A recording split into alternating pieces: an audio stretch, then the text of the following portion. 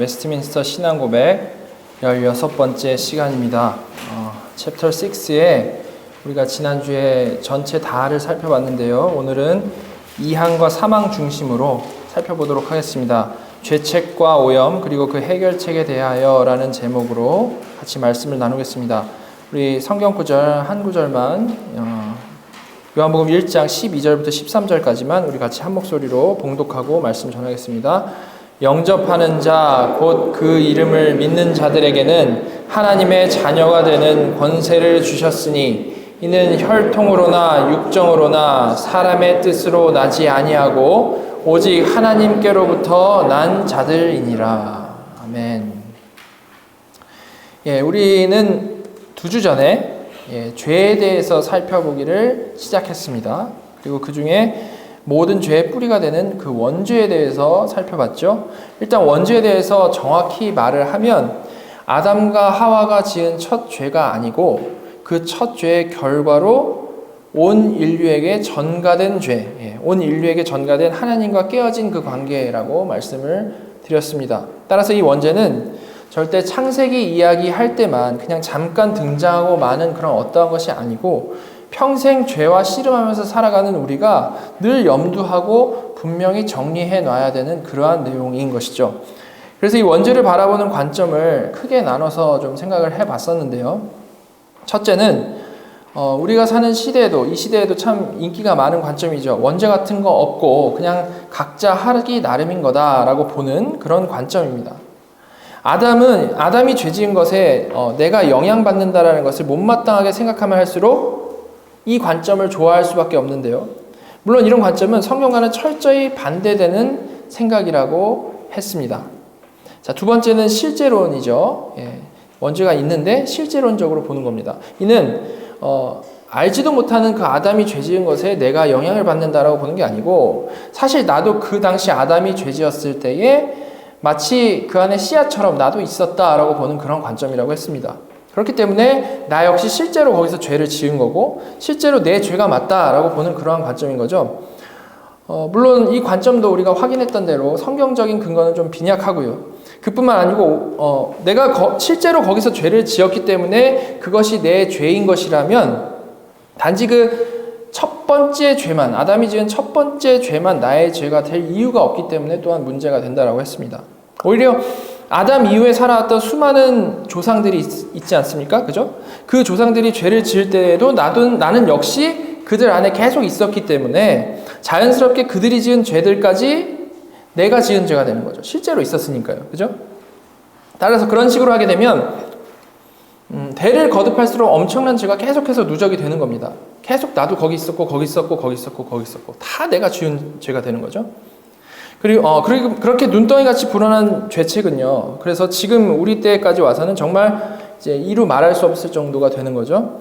설령 이렇게 또한 모든 후손들의 죄까지를 생각을 안 한다고 해도 아담이 언약의 머리니까 그냥 아담까지만 생각한다 하더라도 선악과를 따먹고 에덴 동산에서 쫓겨난 후에 살아가는 동안 그가 지은 모든 죄들 역시 모두 우리에게 누적되어서 전가된다라고 봐야 하겠죠. 그죠?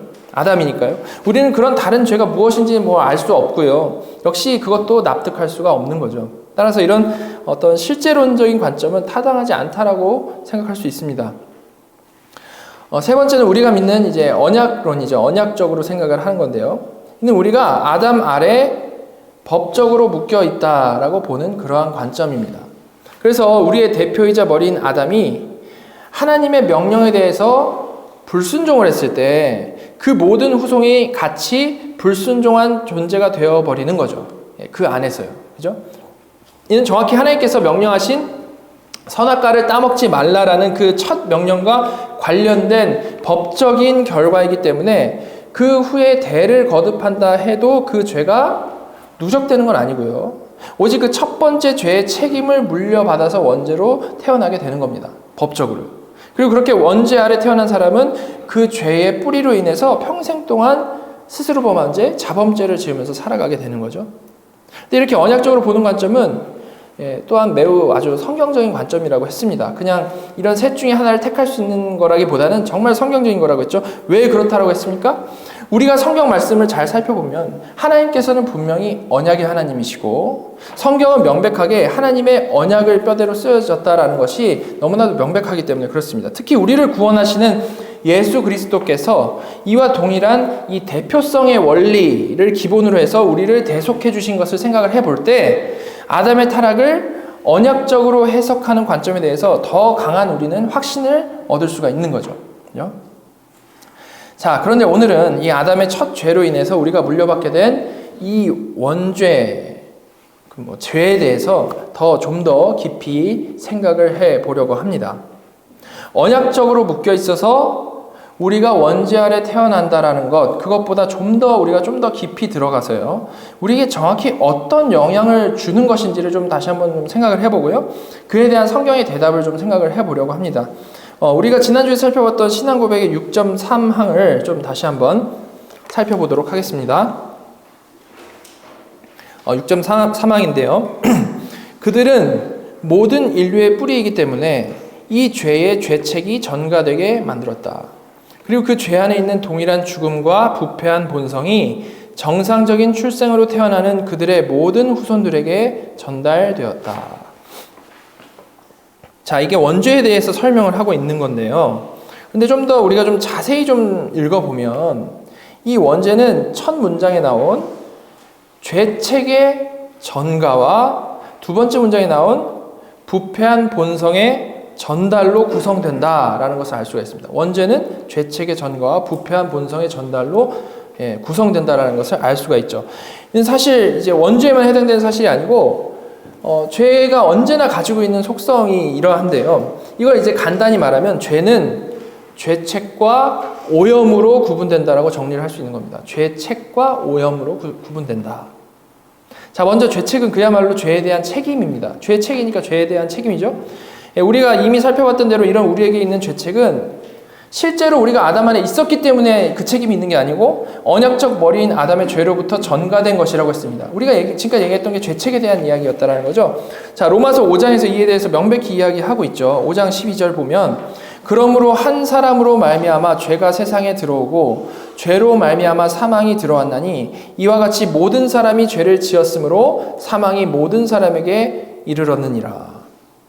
한 사람으로 말미암아 죄가 세상에 들어오고 죄책이 전가되는 것이고 그 죄로 말미암아 사망이라는 형벌이 들어오게 되는데, 벌 받는 거, 형벌이 들어오게 되는데 이 죄의 책임은 한두 명이 아니고 모든 사람에게 전가돼서 모두가 사망에 이르게 됐다라고 지금 말씀을 하고 있는 겁니다.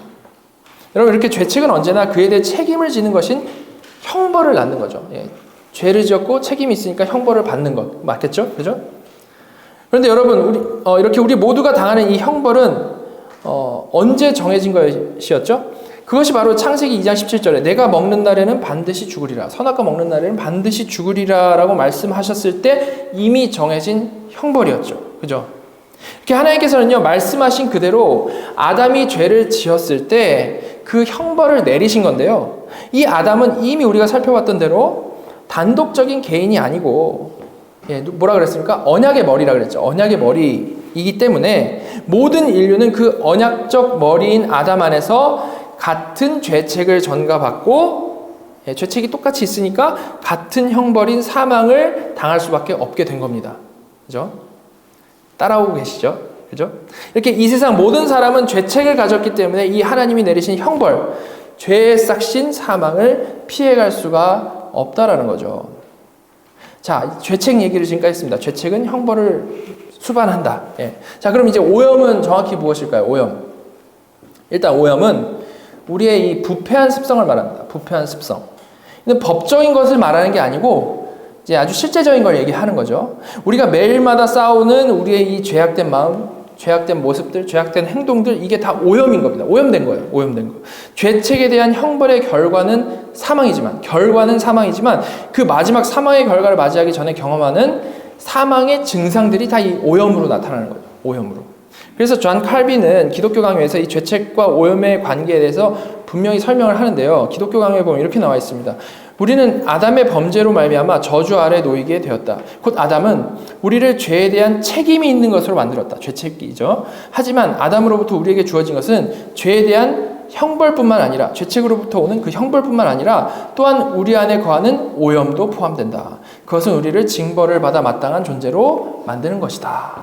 자, 이 글을 통해서 알 수 있는 것은 죄의 책임, 죄책에 의해서 그에 대해 책임을 지는 것, 형벌을 받게 되는데 그렇게 형벌받는 자들의 삶의 모습은 오염된 모습들이다라는 거죠. 그렇죠? 그리고 그렇게 오염된 모습들이 나오므로 우리는 스스로를 형벌받아 마땅한 존재라는 것을 드러낸다라는 겁니다. 정말 오염된 모습을 보이므로 형벌받아 마땅하구나라는 것을 드러내는 거죠. 만약에 정말 죄책만 있고 오염이 없다면 어떻겠습니까?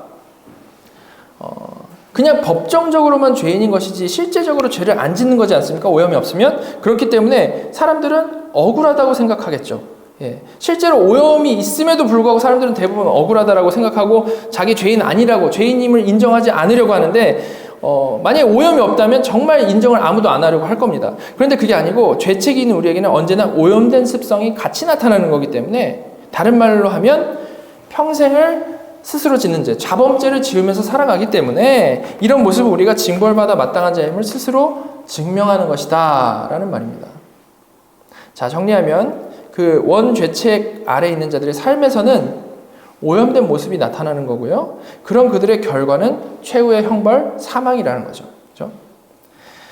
자, 그런데 우리가 살펴본 신앙고백 6.3항에 나온 이 오염에 대한 설명을요, 좀 다시 한번 보시면요. 이렇게 나와 있죠. 죄 안에 있는 동일한 죽음과 부패한 본성이 정상적인 출생으로 태어나는 그들의 모든 후손들에게 전달되었다. 죄 안에 있는 동일한 죽음과 부패한 본성이 정상적인 출생으로 태어나는 그들의 모든 후손들에게 전달됐다. 이게 무슨 말일까요? 이 원죄로부터 오는 오염이요. 우리 오염되는 거는 정상적인 출생으로 태어나는 그들의 모든 후손들. 정상적으로 출생하는 사람 아닌 사람 누구죠? 한 분. 예수님. 그죠? 성령으로 잉태해서 동정녀 마리아로부터 나신 예수 그리스도를 뺀 모든 사람들이죠. 정상적인 출생으로 태어나는 그들의 모든 후손들, 그 모든 후손들에게 전달되었다라고 말을 하고 있는 겁니다. 근데 다른 번역으로 보면, 이거 한국말로 번역한 버전이 되게 많은데요. 유전되었다, 전달되었다라는 표현은 유전되었다라고 표현도 하죠. 그러니까 여기서 말하는 이 전달됨, 유전됨은요, 육체를 가진 인간의 그 일반적인 출생을 통해서 대를 이어서 전달되는 그런 부분에 대해서 얘기를 하는 겁니다. 자, 일단 이를 우리가 이미 나눴던 어떻게 원죄가 후손에게 적용되는지 우리가 지난 시간에 나눴고 좀 전에 제가 설명해드린 그것과 헷갈려 하시지 마시기 바랍니다. 왜냐하면 이미 우리가 나눴던 것은 죄에 대한 책임에 대한 이야기를 했던 거예요. 법정적 판결에 대한 이야기, 신분에 대한 이야기였기 때문에 그거와는 다른 거라는 거죠. 그래서 그 방식을 생각해 볼 때 우리는 실제로 아담 안에 있어서, 우리가 실제로 아담이 죄질 때 같이 죄를 지어서 아담의 죄책이 나의 죄책이 되고 그 후손들의 죄책이 모두 차곡차곡 쌓이는 게 아니라고 했던 거고요. 그 죄책은 아담이 언약의 머리여서 아담의 죄책이 내 죄책이 되는 것이라는 점에서 법적인 것이라고 얘기를 했던 거죠. 그죠? 우리는 원죄의 영향을 받는 죄인으로 만드는 죄책이 전달되는 방식에 대해서 지금까지는 얘기했던 겁니다. 자, 근데 지금 이 신앙고백에서 오염이 전달된다, 유전된다라고 하는 것은 그런 죄책에 대한 얘기가 아니고, 지금 죄책과 오염이 있는데 그런 죄책에 대한 얘기가 아니고, 죄책은 그렇게 언약의 머리인 아담 안에서 법적으로 전가받는 게 참 맞는데, 그래서 모든 인류의 상태가 죄인인 게 맞는데, 그렇게 전가받은 자에게 나타나는 그런 실제적인 모습, 오염된 모습은 육체에서 육체로 전달된다, 유전된다라는 말인 거죠. 구분은 아시겠죠? 이를 좀 더 명확하게 이해하기 위해서 지난주에 나눴던 2항 좀 다시 한번 보겠습니다. 6.2항 보시면, 이 죄로 말미암아 그들은 원의를 잃어버리게 되었고 하나님과의 교제에서 끊어지게 되었다. 그래서 죄로 죽게 되었고 영과 육의 모든 지체들과 기능들이 전적으로 더럽혀지게 되었다. 다시 한번 말하지만요, 아담이 첫 죄를 짓게 되었을 때 지금까지 살펴본 대로 법적으로 죄인의 신분이 됐고, 그 죄인의 신분은 아담 아래에 있는 모든 사람에게 전가된다라고 했는데, 근데 단지 그런 법적인 부분뿐만이 아니고, 말하자면 서류상으로만이 아니고 실제적으로 아담은 여기 나온 대로 뭐라고 했습니까? 원의를 잃어버리게 됐고 또한 죽게 됐고 전적으로 더럽혀지게 되었다라고 지금 말씀을 하고 있죠. 즉 아담은 그 신분에 맞는 형벌을 받을 뿐만이 아니고 행동 역시도 신분에 맞게 그 죄인으로서의 행동이 나오게 되어버렸다라고 지금 얘기를 하고 있는 겁니다. 전적으로 타락해서 선을 내어놓을 수 없는 존재가 되어버렸다라고 얘기를 하는 거죠. 이게 바로 오염에 대한 설명인 건데요. 오염. 신앙 고백은 바로 이런 오염이 전달된다, 유전된다라고 얘기를 하고 있는 겁니다. 자, 이 유전된다, 전달된다는 말이 뭐냐면 정확히 어떤 의미인가 하면 유전이 뭡니까? 유전병 어떻습니까? 유전병은요, 대물림 되죠. 그거와 똑같이 오염된 죄인들에게 똑같이 오염된 죄인들이 태어난다라는 개념으로서 오염이 전달된다, 유전된다라고 말을 하는 겁니다. 쉽게 말해서 살인범의 아이라고 해가지고 더 악한 아이가 태어나는 것은 아니죠. 그죠? 아버지가 살인범이라고 해가지고 갑자기 더 악동이 나오는 건 아니지 않습니까? 그죠? 그렇게 오염이 쌓이는 건 아니지만 언제나 죄인이라는 종자는 죄인을 낳는 거지 갑자기 의인을 낳을 수는 없다는 거예요. 예. 그리고 이런 오염된 모습은 육적으로 실제적으로 계속해서 이렇게 이어진다는 거죠. 썩은 몸에서는 썩은 몸만 나오지 갑자기 그 가운데 갑자기 완벽한 몸이 나올 수 없다라는 그런 맥락을 얘기를 하는 겁니다. 이렇게 죄는 단지 법적으로만이 아니고 실제적으로도 그 일반적인 생식법을 타고 내려와서 우리에게 소위 죄인다운 삶을 이어가게 하는 거죠. 그래서 이로 인해서 우리 각자가 인생 동안 스스로 범하는 죄, 자범죄를 짓게 되는 것입니다. 이런 인간의 생식법을 따라 이어지는 오염에 대해서 성경은 이렇게 말하고 있습니다. 시편 51편 5절에 보시면 내가 죄악 중에서 출생하였으며 어머니가 내 죄 중에서 나를 잉태하였나이다. 지금 그 얘기를 하고 있죠. 그죠? 자, 그래서 지금까지 내용을 정리를 해보면 일단 죄는 죄책과 오염으로 나뉘어지는데 죄책은 법적인 것이고 오염은 실제적인 것이라고 했습니다. 그래서 죄책은 아담 아래 모든 인간에게 법적으로 전가가 되는데요. 이렇게 죄에 대한 책임이 모두에게 전가되기 때문에 그 책임에 대한 결과로 그 책임 아래에 있는 모든 사람들은 사망이라는 형벌에 내려지는 것이라고 했죠. 그리고 오염은 그런 법적인 게 아니고 실제적인 것이라고 했습니다. 이 오염은 아담이 불순종함으로 전적으로 타락하게 됐고 그렇게 타락한 자들이 자연스럽게 내어놓을 수밖에 없는 이 더러운 것들, 더러운 행위들, 말들 이런 것이라고 했는데요. 육체로 존재하는 인간에게 마치 유전병처럼 이어지는 그런 실제적인 죄의 개념이라고 했던 거죠. 예. 유전병은 대를 이어가면서 더 쌓이는 게 아니고 늘 같은 병이 이어지는 것과 똑같이 이 오염도 아주 악한 부모의 자녀라고 해서 더 오염되고 이런 게 아니고 계속 죄를 짓지 않을 수 없는 전적 타락의 증상이 계속해서 이어진다는 겁니다. 이렇게 모든 죄는 법적인 부분과 실제적인 부분으로 나뉘어서 생각을 할 수 있다는 겁니다. 그것이 지금 이 웨스트민스터 신앙고백 안에 다 스며들어져 있는 것이죠. 자, 여러분 그럼 이렇게 죄와 그의 영향에 대해서 좀 구체적으로 말씀을 전해봤는데요. 사실 이렇게 잘 정리하는 것보다 더 중요한 게 있죠. 자, 그것은 바로 이런 죄에 대한 구체적인 이해가 도대체 무슨 소용이 있는가? 굳이 왜 이렇게까지? 그죠? 도대체 우리의 구원과 어떤 식으로 연관되길래 이렇게 알아야 하는 것인가에 대해서 우리가 잘 생각을 해보는 겁니다. 다시 말해서 우리의 구원이 이 죄책과 오염을 어떤 식으로 해결하는 것인지를 우리가 이어서 잘 정리를 해야 된다는 거죠. 이를 잘 정리할 때 우리의 이 구원에 대한 이해가 더 깊고 단단해질 수 있기 때문에 이를 잘 정리하는 게 매우 중요하다는 겁니다. 자, 그럼 이를 정리하기 위해서 우리가 바라봐야 할 부분 뭐겠습니까? 당연히 뭐겠습니까? 두말할 것 없이 아담이 망쳐놓은 것을 해결하신 마지막 아담, 새 아담의 사역이겠죠. 그죠? 그리스도께서 우리를 구원하시는데 그 구원이 죄책과 오염을 어떻게 해결하는 것인지를 잘 우리가 살펴봐야 된다는 겁니다. 자, 그러기 위해서 우리가 가장 먼저 생각해야 할 것은요, 주님이 어떻게 이 땅에 오셨는가입니다. 어떻게 이 땅에 오셨습니까? 성육신 하셨죠. 그죠? 이 주께서 성육신 하셨다는 사실. 그래서 주님은 그냥 하나님이신데 인간인 척하신 게 아니라 100% 인간이시죠. 그 사실이 여기서 되게 중요한 겁니다. 우리가 신론할 때 이미 다 배웠던 건데 그게 여기서 되게 중요하다는 거죠. 왜 그렇습니까? 언약의 머리인 인간이 깬 언약은 분명히 언약의 머리인 인간이 회복해야 되기 때문입니다. 그죠? 즉 주께서는 마지막 아담, 진짜 인간으로 오셔서 아담과 똑같은 자리에 서셔서 아담이 불순종한 것을 순종하셨다는 거죠. 물론 이 말은 주께서 선악과 뭐 다시 안 따먹으셨다 이런 말이 아니고요. 그게 아니고 선악과 따먹은 게 의미하는 거. 제가 그것도 이미 다 설명해 드렸지 않습니까? 선악과 따먹은 게 뭘 의미하죠? 하나님을 향한 불순종이었지 않습니까? 불순종. 그 불순종 대신에 새 아담으로서 완벽한 순종을 하셨다라는 겁니다. 이렇게 주께서는 인간의 보통 출생법을 통해서 태어나지 않으시고 동정녀 마리아의 몸을 통해서 성육신하심으로, 그럼 어떻게 되는 겁니까? 기본적으로 죄책과 오염이 없는 거죠. 그죠? 죄책과 오염이 없이 태어나셨는데요. 그러나 그럼에도 완전히 똑같은 인간으로서 아담이 불순종한 그 자리에 똑같이 쓰신 겁니다. 언약의 머리로서. 새 언약의 머리가 새롭게 등판을 한 거죠. 그죠? 그리고 그 중요한 자리에서 완벽히 순종을 해내심으로 아담이 실패한 곳에서 완벽한 성공을 하셨다는 겁니다.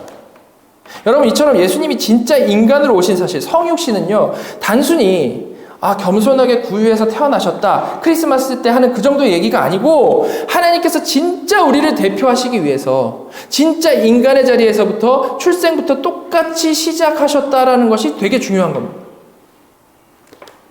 절대 주님은 본래 가지신 신성의 그 거룩함, 그 의로움으로 시작하고 끝맺으시지 않고 완전히 우리와 같은 체급으로 내려오셔가지고 첫 단계부터 하나하나 다 밟으셨다라는 거죠. 그게 중요하다는 겁니다. 그래서 성육신이 중요하고, 그렇게 주님은 진짜 우리를 대표하실 수 있는 겁니다. 하나님으로서 오셔가지고 고통을 당하는데 사실 하나님이어서 하나도 고통을 안 당해. 이게 아니고 진짜 우리랑 완전히 똑같이 시작하셔가지고 모든 걸 다 똑같이 겪으셨다라는 거죠. 이렇게 역사상 존재한 두 언약의 머리는 동일한 인간으로서 모든 인류를 대표하는 그 자리에 서 있는데요. 그 결과는 불순종과 순종이라는 완벽히 반대되는 결과라는 겁니다. 그렇게 완전히 반대되는 결과를 안고 이 두 언약의 머리는 인류의 역사 가운데 큰 두 개의 축으로서 딱 서 있는 거죠. 자, 이 기본 구조를 우리가 정말 잘 이해를 해야 되는 겁니다. 성경을 이해하는데 이게 너무나도 중요하죠. 자, 그럼 이제까지 정리한 이 죄책과 오염이 예수 그리스도 안에서 어떤 식으로 해소가 되는지를 좀 보겠습니다. 지금 되게 시스테메릭하게 보고 있는 겁니다. 자, 먼저 첫 아담의 죄책은 그 후손들이 단지 그의 후손이기 때문에 자동적으로 법적으로 물려받는 거죠. 거기서 태어나고 해서 그 아담의 언약의 머리 안에 속해서 우린 태어나지 않습니까? 우리가 태어날 때 아담에게 속할지 예수에게 속할지 이렇게 딱 티켓 받아가지고 하는 게 아니고, 우리 태어나면서 아담의 머리 아래서 태어나는 겁니다. 그죠? 자, 그런데 마지막 아담 예수 그리스도께서는 스스로는 완벽히 순종을 하셨어요. 아담과 다르게 불순종과 다르게 순종을 하시는 그리스도였단 말입니다. 근데 아담과 다르게 어떻습니까? 그리스도에게는 육적 후손이 없으시죠. 그죠? 아담은 후손이 있으니까 자동으로 죄가 전가되는데, 후손이 없으시니까 어떻게 그 스스로를 온전히 이루신 의를 어떻게든 전가해야 되는데, 자, 어떻게 전가되는 거죠? 자동적으로 됐었는데 여기서 어떻게 되는 겁니까? 어떻게 하나님의 백성들이 옛 아담의 자손에서 새 아담의 자손이 되는 것이겠습니까? 그 방법은 우리가 너무나도 잘 아는 방법, 오늘 우리가 본문으로 읽은 그 말씀에 나와 있죠. 요한복음 1장 12절 13절입니다. 영접하는 자, 곧 그 이름을 믿는 자들에게는 하나님의 자녀가 되는 권세를 주셨으니 이는 혈통으로나 육정으로나 사람의 뜻으로 나지 아니하고 오직 하나님께로부터 난 자들이니라. 우리에게 너무나도 이게 익숙한 구절이죠. 그 후손이 되는 방법은 오직 그리스도를 믿는 믿음으로 된다는 겁니다. 믿음으로 아담의 자녀인 그 죄인의 신분에서 하나님의 자녀인 의인의 신분으로 변화가 된다는 거죠. 믿음으로. 자, 오직 믿음으로 말입니다. 그죠? 자, 근데 그 믿음마저 성경은 뭐라고 합니까? 에베소서 2장 8절. 너희는 그 은혜에 의하여 믿음으로 말미암아 구원을 받았으니 이것은 너희에게서 난 것이 아니요 하나님의 선물이라. 즉, 하나님께서는 아담의 후손으로 영벌을 받을 수밖에 없는 그 죄인들 중에 그의 백성들을 택하셔서 마지막 아담에게 믿음으로 딱 접붙이신 후에 그 의를 전가하셔서 아담으로부터 물려받는 죄책을 해소해 버리신 거예요. 이렇게 그리스도께서 이루신 순종으로 성취된 의의 전가로 성도의 신분적인 문제는 완전히 마무리가 되는 거죠. 믿음을 주셔서 첫 아담의 호적에서 딱 파가지고 마지막 아담의 호적에 완벽히 붙여 넣어주신 것이라는 말입니다. 그런데 그 믿음도 뭐라고 했습니까? 하나님이 주신 것이기 때문에 이를 우리는 전적인 하나님의 은혜다라고 하는 거죠. 이렇게 우리의 구원은 처음부터 끝까지 하나님이 시작하고 이루신 것이기 때문에 절대 취소될 수 없는 영단번에 주어지는 구원이라는 겁니다. 우리의 구원에 있어서 바로 이 사실보다 중요한 게 없기 때문에 개혁주의에서 이신칭의, 오직 믿음으로 의롭다함을 받는다라는 그 사실을 그렇게 강조를 하는 거죠. 자, 그런데 이에 대해 이제 잘 알고 믿으면서도 우리가 늘 경험하는 어려움이 있죠. 고민하게 만드는 사실이 있습니다. 그것이 뭡니까? 그것은 이 귀한 칭의는 법정적인 것이기 때문에 우리에게 직접적인 느낌으로 오는 게 없다라는 겁니다. 법적인 것이기 때문에.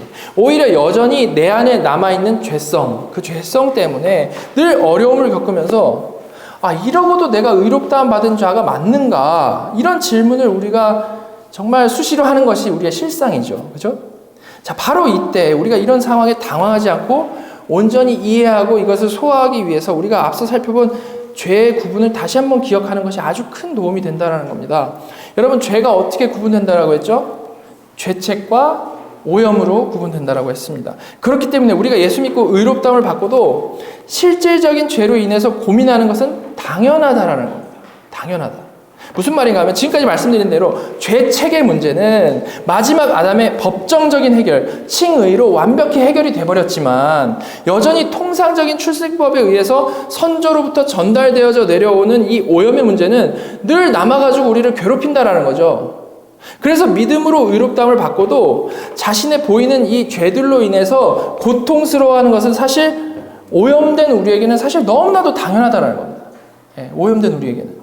자, 그럼 이 지극히 실질적인 이 오염의 문제, 이 오염의 문제는 어떻게 해결하는 것이겠습니까? 그냥 어쩔 수 없으니까, 우리는 뭐 어쩔 수 없이 오염해서 태어났으니까 어쩔 수 없으니까 그냥 포기하고 살면 되는 걸까요? 절대 그렇지 않죠. 절대 그렇게 포기하고 사는 것은 하나님의 뜻이 아님이 분명합니다. 왜 그렇습니까? 성경에서 그렇게 말하고 있지 않기 때문이죠. 자, 그럼 어떤 방법이 있을까요? 자, 일단 다시 한번 먼저 분명히 해야 될 것은 예수 그리스도의 십자가와 부활을 통해서 성도의 구원의 문제는 분명히 다 해결됐다는 겁니다. 자, 그런데 그 중심이 되는 신분의 문제는 법적인 문제이기 때문에 그 순간 해결되는 게 맞겠죠. 법적인 문제는 그 순간 사인하면 해결되는 거 아닙니까? 그죠? 법적인 문제는 그 순간 해결되는 게 맞는데 살펴본 대로 오직 믿음으로 영단번에 그리스도의 의를 전가받아서 의롭다함을 받고 해결되는 것이 맞죠. 그리고 신분적으로 의인이 되었으니까 원리적으로는 그 후로 바로 죽어도 하나님 나라 가는 게 맞습니다. 죄의 책이 없어져 버렸으니까. 책임이 안 와요, 우리에게. 다 미끄러져 나가요. 다 해결돼 버렸어요. 자, 그런데 실제적인 문제는 어떻습니까? 물론 그것도 십자가 부활로 해결이 됐죠. 근데 우리가 영단번에 의롭다함을 받았지만 그 후에도 여전히 부패한 육체 가운데 살아가고 있는 것이기 때문에 나중에 우리의 육이 죽을 때까지 오염 없는 부활체를 우리가 받을 때까지 이 문제는 언제나 진행형이라는 겁니다. 이 오염의 문제는 말입니다. 그럼 살아있는 동안 이 오염은 어떻게 해야 되는 걸까요? 이 오염의 문제. 그냥 어쩔 수 없으니까 포기하고 방치하고 그저 죽을 날만 기다리면 되는 겁니까? 그게 아니겠죠? 바로 이 오염의 문제는 그리스도의 영, 거룩해 하시는 영, 보혜사 성령님께서 우리 안에서 우리를 거룩해 하심으로, 다시 말해서 성화의 과정을 거치게 하심으로 평생 동안 해결해 나가시는 겁니다. 죽으시고 부활하셔서 승천하신 그리스도께서 또 다른 보혜사 성령님을 보내주셔서 우리의 남은 인생 동안 이 오염의 문제를 조금씩 해결해 나가신다는 거죠. 실제적인 더러움을 조금씩 닦아주신다는 겁니다. 그러나 그럼에도 불구하고 우리 인생 가운데 어떻습니까? 이 성화는 완성될 수 없죠. 그렇기 때문에 부패한 몸이 고쳐진다고 해서 무흠한 몸이 될 수는 없는 것이기 때문에 우리의 완전 성화는 죽어서 영화될 때 얻게 되는 겁니다. 그러니까 우리의 성화 이야기할 때 어떤 표현을 많이 씁니까? 내가 죽는 것이다 라는 표현을 많이 쓰는데요. 정말로 우리의 육신이 죽을 때 우리의 성화는 그 절정을 맞이하게 되는 거죠. 자, 그래서 이 선조로부터 내려오는 전달에 의한 이 오염은 살아있는 동안 모든 사람이 부패한 가운데 삶을 살다가 죽죠. 모두 성화를 되더라도 부패한 가운데 살아가다 죽고 이렇습니다. 그래서 아무리 성화되더라도 살아있는 동안에 완전 성화를 이룰 수 없기 때문에 그 오염의 흐름은 끊일 수가 없는 겁니다. 부패한 사람이 부패한 사람 낳고, 부패한 사람이 부패한 사람 낳고, 죽어야만 영화가 되니까, 그죠? 거듭난 성도의 후손에게서도 여전히 대를 이어서 이 오염의 문제는 계속 있는 겁니다. 이렇게 성도의 구원은 분명히 법적으로는 완벽히 해결이 되었지만 그게 다가 아니고 여전히 육신에 속하여 살아가는 인생이 남아있는데 그 인생을 성령 안에서 거룩하게 지어져 가게 된다는 겁니다. 구원의 현재 시제가 남아있다라는 거죠. 그래서 성경에 이 오염을 해결해 나가기 위한 성화에 대한 명령이 너무나도 많이 나오고 있는 겁니다. 이게 하나가 전체가 구원이니까요. 그죠? 자, 성령 안에서 그 명령에 순종해 나가는 삶이 바로 이 구원의 삶을 살아가는 것인데, 자, 성경 몇 구절만 보겠습니다. 고린도서 7장입니다. 그런즉 사랑하는 자들아, 이 약속을 가진 우리는 하나님을 두려워하는 가운데서 거룩함을 온전히 이루어 육과 영의 온갖 더러운 것에서 자신을 깨끗하게 하자.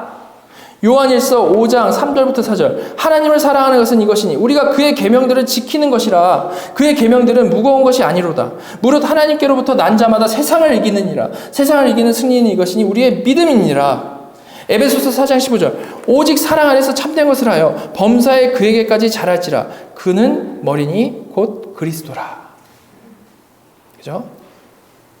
그러니까 거듭나지 않은 사람이 계명을 지키는 것은 무거운 일일 수밖에 없잖아요. 지키지도 못하는데 지켜야 되니까. 그러니까 내 죄만 보이는 거 아닙니까? 근데 거듭난 사람은 성령님이 지킬 수 있게 해주시니까 뭐라고 말합니까? 그의 계명들은 무거운 것이 아니더라. 그죠? 자, 그래서 정리를 하면 이렇게 아담의 원죄로부터 시작되는 우리의 죄는요, 마지막 아담의 성취로 인해서 믿음으로 그와 연합된 자들에게 완전히 해결이 되게 되는 것인데, 이 해결이 된다라는 것은, 이것을 좀 더 구체적으로 말을 하면 법적인 죄책은 완벽하게 순종하신 그리스도의 의의 전가로, 칭의로 해결이 돼버리는 거고, 실제적인 오염은 내주하시는 성령님이 이루시는 그 성화로 점점 해결되어져 가는 겁니다. 물론 우리 인생 중에 성화는 완성될 수가 없죠. 그러나 그럼에도 불구하고 여전히 죄를 지음에도 불구하고 전적으로 완벽히 순종하신 그 그리스도의 의로 인해서 성도는 그저 겨우 죄 없다 함을 받는 수준이 아니고 아예 의로운 하나님의 자녀로 역임을 받게 되는 거고요. 그렇게 이미 온 하나님 나라를 살아가며 결국 장차올 하나님 나라에 들어가서 영화롭게 되는 겁니다. 그리고 바로 이 모든 혜택을 누리게 하는 도구가 하나님이 주신 믿음이라는 거죠. 오직 믿음이라는 것이 종교개혁의 핵심되는 진리라는 겁니다. 여러분, 이렇게 우리가 너무나도 잘 알고 있는 기본진리, 죄인인 우리가 예수 믿으면 구원을 얻는다, 이 진리 안을 우리가 좀 자세히 살펴보게 되면 이렇게 정교하고 빈틈없는 신학적 내용이 딱 들어있는 겁니다. 물론 가장 단순하게 그냥 기본 진리만 알고 믿어도 되죠. 예. 공부 잘해야지만 구원 얻는 거 아니고요. 오지에서 정말 글도 모르고 문명과 동떨어지게 살아가는 사람들도 오직 예수만이 구원의 길이시다라는 진리 붙잡고 구원 얻는 거 사실입니다. 왜냐하면 우리의 구원은 우리가 갖춘 조건이나 자격에 의한 것이 아니라 진짜로 오직 하나님께서 주권적으로 주시는 은혜에 의한 것이기 때문에 그런 거죠. 그죠? 그러나 그럼에도 불구하고 이런 정교한 신학적 관계를 우리가 잘 정리하고 이해하면 어떤 유익이 있을까요? 어떤 유익이 있겠습니까? 일반화시켜서 넓게 생각하기보다는 오늘 나눈 이 내용만 가지고 좀 생각을 해보면 우리가 이런 귀한 진리를 정말로 잘 정리하고 이해하고 믿을 때 우리의 그 막연하고 별것도 아닌 것에 맨날 흔들리던 그런 신앙은 그리스도 중심으로 완벽히 중심을 잡을 수 있게 되는 겁니다. 그죠? 무슨 말인가 하면 우리가 그냥 예수 믿고 구원 얻으세요, 예수 천당 불신지옥 수준으로 예수를 믿게 되면 은혜 가운데 있을 때는 별 문제가 없는 것 같은데 조금만 어려운 일이 생기고 마음이 힘들면 그런 정리가 잘 되지 않은 믿음은 심하게 흔들리고 갈피를 맨날 못 잡는다는 겁니다. 도대체 지금 내가 어디 있는가? 또 나는 이거 구원 못 받은 거 아닌가? 맨날 거기서 왔다 갔다만 한다는 거죠. 그리고 그 수준으로 판단력이 없어가지고 여러 그럴싸한 이단적인 생각들에 쉽게 유혹되고 흔들리기가 너무나도 쉽습니다. 그러나 이런 신학적인 관계를 잘 정리하고 우리가 이거를 그냥 정리만 할 뿐만이 아니라 정말 묵상하면 그럴수록 그냥 막연히 믿을 때와는 다르게 갈수록 확신하게 되는 사실이 있게 되는 겁니다. 그게 뭡니까? 그것은 바로 우리의 구원은 정말로 전적으로 100% 그리스도에게 달린 것이라는 확신인 거죠. 정말 모든 의는 그리스도에게 있다라는 사실에 대한 확신과 감사가 넘치게 되는 겁니다. 우리가 이런 거 잘 정리하지 않으면 그래도 내가 어느 정도 해야 이게 이런 식으로 생각을 하게 되는데 우리가 이거를 하면 빈틈이 없어요. 예수 그리스도가 처음부터 끝까지 다 이루시고 우리에게 전가시켜 주시고 성령님께서 우리를 만들어 가시고 그 믿음마저도 하나님께서 주신 것이고 우리가 이걸 알수록 우리는 더욱더 확신 가운데 있을 수 있다는 겁니다. 죄와 구원의 관계. 우리 직접 잘못하지 않았는데 아담의 후손이기 때문에 죄책을 전가받고 오염을 전달받게 되었는데 다시 한번 정리를 해드리면요. 그런데요, 우리가 구원을 받기 위해서는 어떻게 한다라고 했습니까? 이 암울한 상황을 우리가 바꿔나가기 위해서 어느 정도 노력하면서 해결해 나가면서 동시에 주님 우리를 도와주세요 하면서 이런 어떤 같이 해나가는 그런 게 아니고 오히려 우리의 구원에는 우리의 노력, 우리의 공로, 우리의 그 어떤 것도 조금도 들어갈 틈이 없다라는 것을 우리가 이것을 묵상할수록 더 분명히 발견하게 된다는 거죠. 삼위일체 하나님께서 우리의 죄책은 칭의로, 오염은 성화로 완벽하게 커버해 주시고 우리를 구원해 주시는 것이 우리의 구원이라는 겁니다. 내 상태가 아무리 안 좋고 내 마음이 아무리 혼란스러워도 그런 나의 상황과 상태가 나의 구원에 영향을 줄 수가 없고요. 하나님께서 꽉 붙드시고 처음부터 끝까지 완벽히 해결하시는 것, 이미 다 이루신 것을 우리에게 은혜로 선물로 주시는 것이 우리의 구원이라는 말입니다. 우리가 그냥 막연하게 예수 믿으면 뭐가 어떻게 돌아가는지 모르니까 이리저리 흔들리지만 이렇게 정확한 관계를 알고 나서는 정말 전적으로 하나님이 처음부터 끝까지 이루시는 것이구나. 정말로 그렇구나. 라는 확신이 생겨서 삶이 어렵고 힘들수록 더욱더 그 주권을 가지신 하나님께로 나아가고 거기를 더 의지하게 되는 것이라는 말입니다. 물론 이 말 듣고 혹자는 다른 건 몰라도 성화 부분은 내가 노력해서 이뤄나가야 되는 거 아닙니까? 라고 질문할 수 있죠. 맞습니다. 성화 내가 노력해야죠. 그러나 노력하는 건 맞아요. 노력하는 건 맞는데 한번 잘 생각해 보시기 바랍니다. 노력으로 결론을 우리가 쟁취해내는 건 아니라는 것이 너무나도 중요합니다. 왜 그렇습니까? 성화의 결론은요, 여러분, 하나님께서 이미 성도에게 선물하신 결론이기 때문입니다. 무슨 말인가 하면, 여러분 만약에 우리의 성화의 의미가 우리가 성화되는 만큼 그것에 비례해서 심지어 구원에 탈락할 수도 있고 아니면 사후에 등급이 매겨지는 그러한 어떠한 것이라면, 성화가 그런 것이라면 어떻겠습니까? 이는 여전히 내 노력에 너무나도 많은 게 달려있기 때문에 문제가 되죠. 지금 성화를 이룬 만큼 그에 비례해서 사후에 보상을 받는 것이기 때문에 그거는 힘든 것이 됩니다. 또 다른 짐이죠. 그럼 우리는 남은 인생 동안 여전히 성화되어져야만 한다는 부담감과 강박관념 안에서 사로잡혀 살아갈 수밖에 없습니다. 자유함이 없죠. 그러나 여러분, 우리가 성화되어져 가는 건요, 이 땅에 살아가는 동안 성화되는 정도에 따라 그 결과를 얻어내는 그러한 목적이 아니라는 겁니다. 그럼 뭡니까? 성화는 우리가 믿음으로 그리스도와 연합한 순간 이미 결정되어져 버린, 이미 결론 지어져 버린 그 확증된 목적 지점을 확인하고 우리의 결론이 무엇인지를 확인하고 거기서부터 시작하는 거죠. 그 목적 지점 결론 뭡니까? 그것은 바로 우리는 분명히 죽어서 영화된다. 그것은 바로 우리는 분명히 죽어서 다시 부활할 거다라는 그 결론인 겁니다. 그렇죠? 우리의 구원은 믿음으로 그리스도와 연합해서 받는 그러한 것인데 그 그리스도께서 이미 죽으시고 다시 사셨고 거듭난 성도는 그 안에서 이미 부활에 대한 약속을 받은 겁니다. 따라서 우리는 바로 그 영광스러운 결론을 마음에 품고 성화의 과정을 거기서부터 시작한다는 거죠. 내 결론을 미리 알고 거기서부터 시작한다는 겁니다. 우리가 정말 아무것도 안 했을 때, 아직 정말 아무것도 변화된 게 없을 때 더 이상 죄를 지을 수 없는 결과, 완전히 그 영광스러운 영화와 부활이라는 결과를 보장받고 시작하는 거라는 거죠. 내가 이만큼 일어나가야지만 하나님이 해주시고 이런 게 아니라는 겁니다. 하나하나 채워나가야 되는 게 아니고 결과를 딱 손에 쥐고 시작한다는 거예요. 이렇게 성도에게는 놀랍게도 믿는 순간 이미 완벽한 성화, 즉 영화라는 결과가 약속되어져 있는 거죠. 바로 이런 기본적인 그 관계 안에서, 이런 기본적인 그 상황 안에서, 틀 안에서 하나님께서는 그런 우리에게 이미 결과를 준 우리에게 성화해라, 성화를 독려하시고 성화를 또한 하나님께서 주권적으로 이루어 나가신다라는 겁니다. 자, 그럼 여러분 잘 생각해 보시기 바랍니다. 그럼 이 성화의 의미가 뭐겠습니까? 어떻게든 열심히 노력해가지고 그 공로로 하나님께 인정을 받으라는 것이겠습니까? 칭의를 받긴 했지만 성화되지 않으면 구원에서 탈락될 수도 있으니까 벌벌 떨면서 어떻게든 이뤄나가야만 하는 그런 것이겠습니까?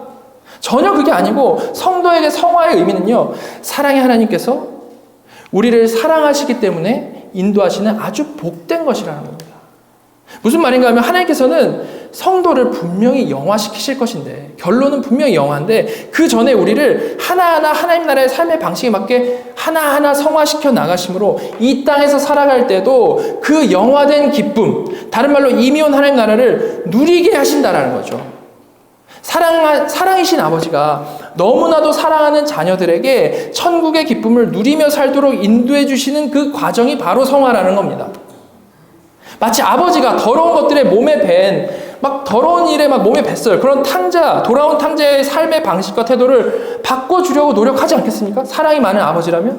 그것처럼, 너무나도 그게 당연한 것처럼 죄에 오염된 자녀들의 그 오염을 성령님께서는 24/7 지켜보시고 인도하시며 하나하나 제거해 나가시는 것, 하나하나 닦아주신 것이 너무나도 당연하다는 거죠. 바로 이것이 성화라는 겁니다. 성화가 바로 이런 것이라는 겁니다. 여러분, 이렇게 아담이 불순종함으로 인류에게 생겨난 죄의 문제는요, 마지막 아담이신 예수 그리스도의 순종하심으로, 죽으시고 부활하심으로 완벽히 해결됐습니다. 그리고 우리는 조금의 다른 어떤 것도 아니고 오직 믿음으로 그리스도와 연합하여 그리스도의 의를 덧입고 평생을 성화시켜 나가는 성령님의 인도하심 아래 그 손에 꽉 붙잡혀서 살아가다가 영광스러운 영화를 맞이하게 되는 것입니다. 그리고 다시는 죄 지을 수 없는 상태로 부활해가지고 장차올 새하늘과 새 땅에서 영원히 살아가게 되는 거죠. 여러분, 저와 여러분 모두가 바로 이 구원, 이게 구원인데요. 이 구원, 그리스도께서 다 이루신 이 구원, 한치의 오차도 없이 완벽히 이루신 이 구원을 기쁨과 감사함으로 그리고 순종함으로 풍성히 누려가실 수 있기를 간절히 소망합니다. 하나님께서 우리 모두를 더 깊은 이해와 풍성한 은혜로 인도해 주시기를 간절히 바랍니다. 같이 기도하겠습니다. 거룩하신 삼위일체 하나님, 오늘 우리가 우리의 죄가 무엇인지에 대해서 구체적으로 생각하며 그 전가받은 죄책도, 전달받은 오염도 전혀 우리의 힘과 노력으로는 어찌할 수 없는 것이라는 것을, 우리는 정말 전적으로 무력한 자라는 것을 다시 한번 생각하게 해주심에 감사드립니다. 그러나 이렇게 소망 없는 자들인 우리를 위하여 정말로 참 소망 되시는 예수 그리스도께서 진짜 인간으로 오셔서 아담과 반대로 철저히 순종하심으로 무력한 우리들의 의가 되어주심에 너무나도 감사드립니다. 그리고 우리에게 어떠한 조건을 바라신 것이 아니고 주신 믿음으로 그 의로우신 그리스도께 접붙이시고 자녀 삼아 주셨다는 사실에 또한 감사드립니다. 이렇게 우리의 구원은 철저히 처음부터 끝까지 하나님이 완벽히 이루신 구원이라는 것을 우리가 더욱더 분명히 깨달아 알고 믿게 하여 주시고, 그 믿음으로 참 자유함과 참 기쁨을 누리는 저희 모두가 되게 인도하여 주시옵소서. 또한 그렇게 천국을 미리 끌어다 쓰는 우리의 성화가 얼마나 복된 것인지를 우리가 분명히 이해하고 정말로 깨닫고 경험하며 살아가게 하여 주셔서 우리의 이 적극적인 순종의 삶 가운데 감사와 은혜가 넘치게 인도하여 주시옵소서. 전적으로 타락한 우리를 완벽히 구원하시는 삼위일체 하나님의 사랑을 찬송하며 지금 살아서 우리를 중보하시는 영원하신 대제사장 우리 구주 예수 그리스도의 이름으로 감사하며 기도드렸습니다. 아멘.